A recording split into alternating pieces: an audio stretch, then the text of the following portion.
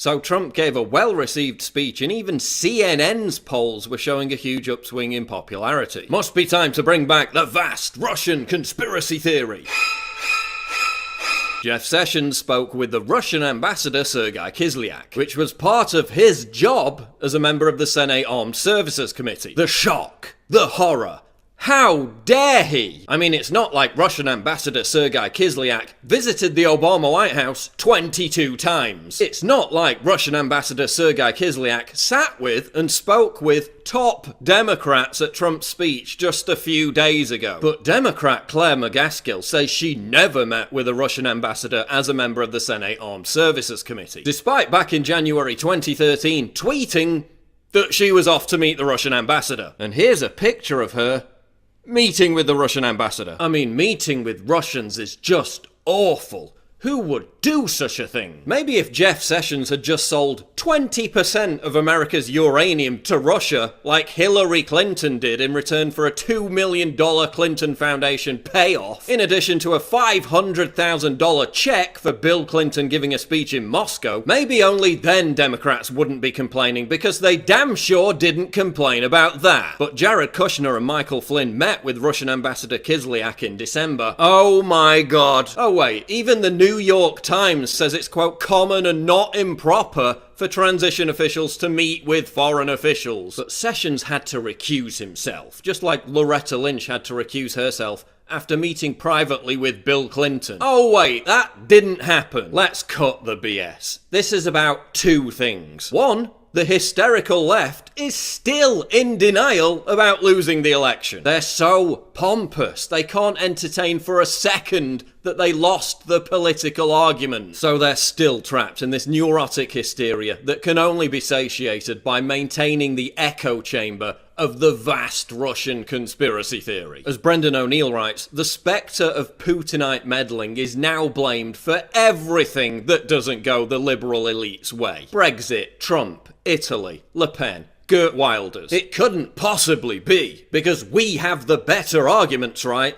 No, it has to be Russian conspiracy theory. This is neo-McCarthyist paranoia, mixed with hysterical self-entitlement and supreme arrogance. The fact remains that despite all the whining, all the hand-wringing, all the delirium, no evidence whatsoever has been presented that Russia hacked the election. No evidence has ever been presented that any of Trump's team had improper meetings with Russians. Nothing. Zip. Nada.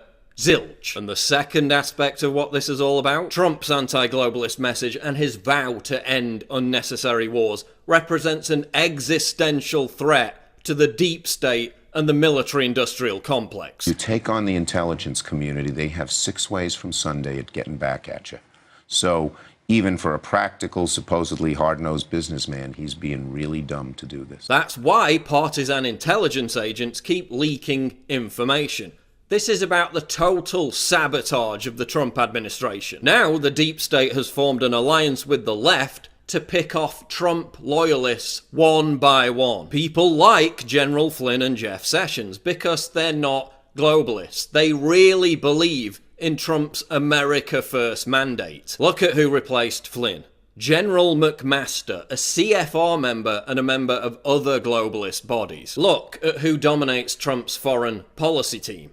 Half of them are Council on Foreign Relations members. Fiona Hill, CFR. Katie McFarland, CFR. Carter Page, CFR. Joel Rayburn, CFR. Kenneth Juster, CFR. Christopher Ford, CFR. Yael Lempert, CFR. I could go on and on. The CFR is the deep state. That's the globalist fifth column within the administration. They're trying to force out loyalists so they can isolate Trump and surround him with globalists. So he's totally ineffectual. Kushner and Bannon will be targeted next, before they try to topple Trump himself. They're so desperate to sabotage Trump, they're even trying to get the author of the fake news Pissgate dossier to testify before the Senate. Barack Obama has also set up a nerve center 2 miles from the White House. According to reports, his goal is to oust Trump from the presidency either by forcing his resignation or through impeachment. This is a concerted effort across the board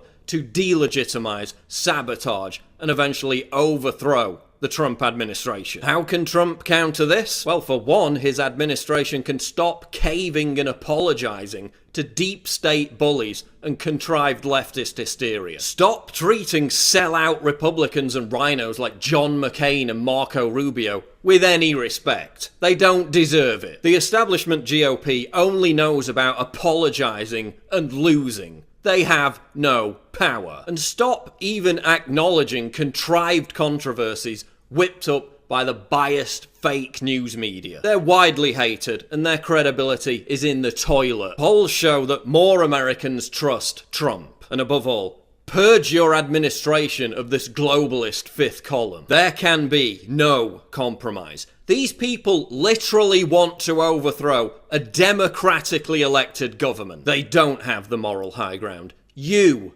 have the moral high ground. You are on the right side of history.